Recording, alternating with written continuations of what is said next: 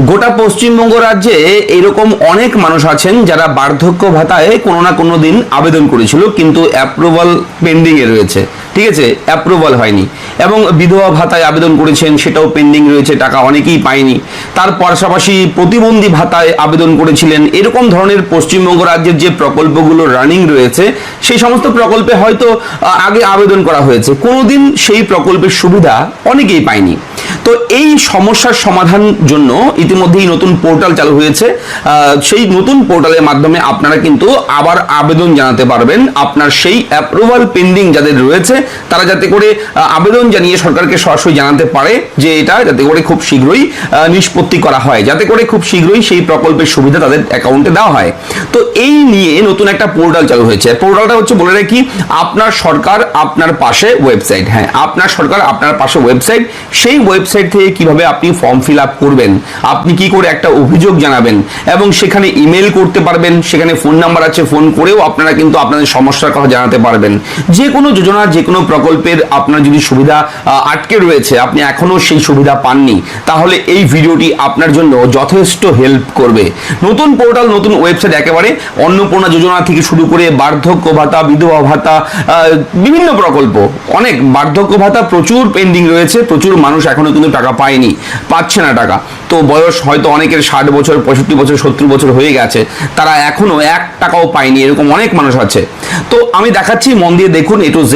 আশা করি ভিডিওটি আপনাদের সকলে ভালো লাগবে, অনেকের কাজে লাগবে আজকের এই ভিডিওটা শেয়ার করবেন, ভিডিওটা লাইক করবেন এবং চ্যানেলটাকে অবশ্যই সাবস্ক্রাইব করবেন। চলুন শুরু করি। আমি অবশ্যই ওয়েবসাইট থেকে একদম সরাসরি ফর্ম ফিল আপের পদ্ধতি ধাপে ধাপে দেখাবো, যেভাবে দেখাবো সেভাবে করবেন।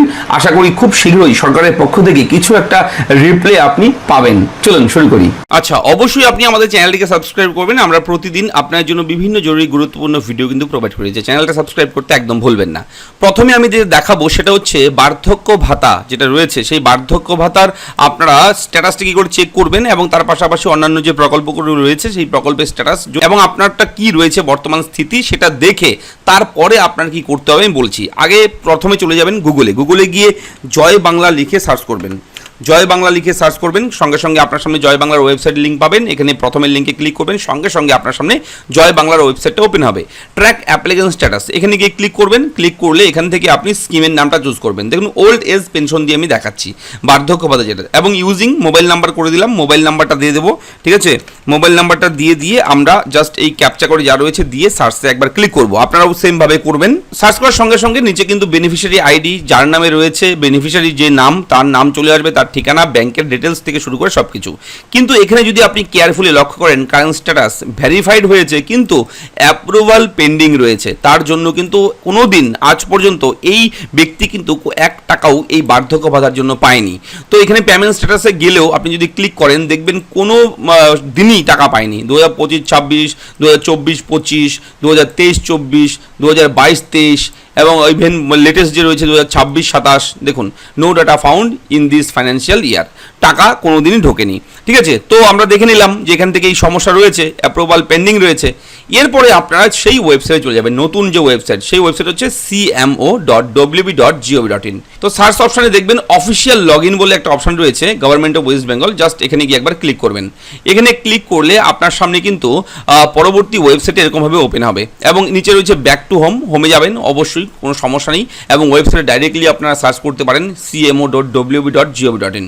ওয়েবসাইটটা একটু সময় লাগবে, তারপর কিন্তু ওয়েবসাইটটা এইভাবে খুলে যাবে। পশ্চিমবঙ্গ রাজ্যের মুখ্যমন্ত্রী মাননীয় শুভেন্দু অধিকারী মহাশয়ের ছবি রয়েছে এই মুহূর্তে, Shri Suvendu Adhikari, honourable chief minister লেখাই রয়েছে।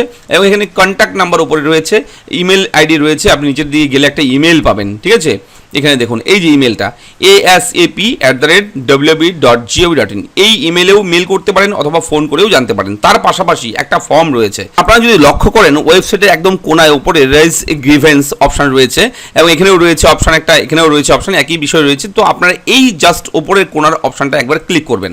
ক্লিক করার সঙ্গে সঙ্গে এখানে কিন্তু ছোট্ট করে একটা ফরম্যাট চলে যাবে, মোবাইল নাম্বার দেওয়ার জায়গা। এখানে আপনি মোবাইল নাম্বার দিয়ে দেবেন, যে মোবাইল নাম্বারটা দিয়ে আবেদন করতে যাচ্ছেন সেই মোবাইল নাম্বার দেবেন। এখানে পিকচার কোড রয়েছে, পিকচার কোডে যা থাকবে সেমভাবে, বড় হাতে থাকলে বড় হাতে, ছোটো হাতে থাকলে ছোটো হাতের দিয়ে জাস্ট আপনি কন্টিনিউ টু ওটিপিতে ক্লিক করবেন।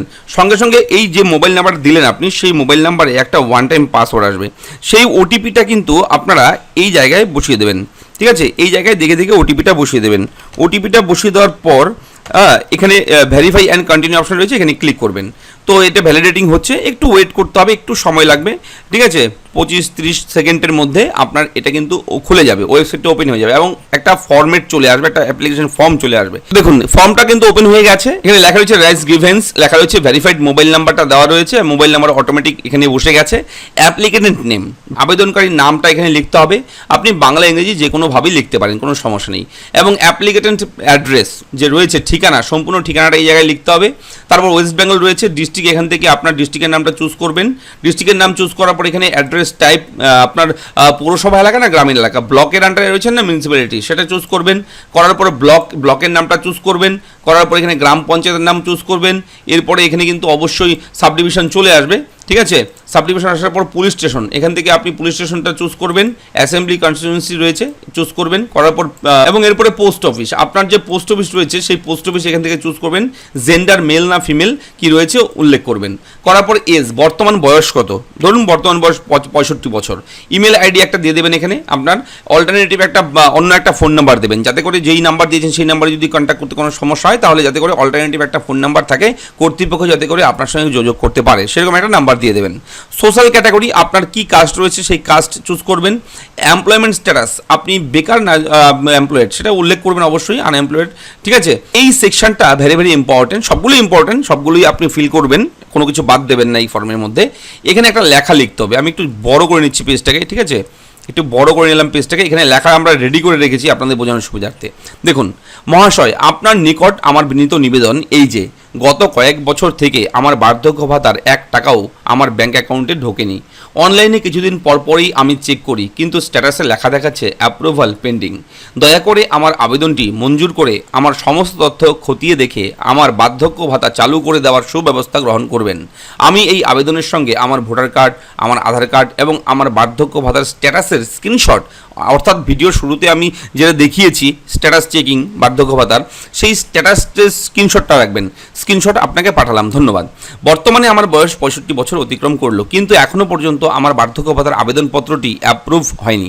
দয়া করে আমার আবেদন ফর্মটি অ্যাপ্রুভ করে আমার বার্ধক্য ভাতার টাকা যাতে করে প্রতি মাসে আমার ব্যাঙ্ক অ্যাকাউন্টে আসে তার সুব্যবস্থা করে বাধ্য করিবেন, ঠিক আছে।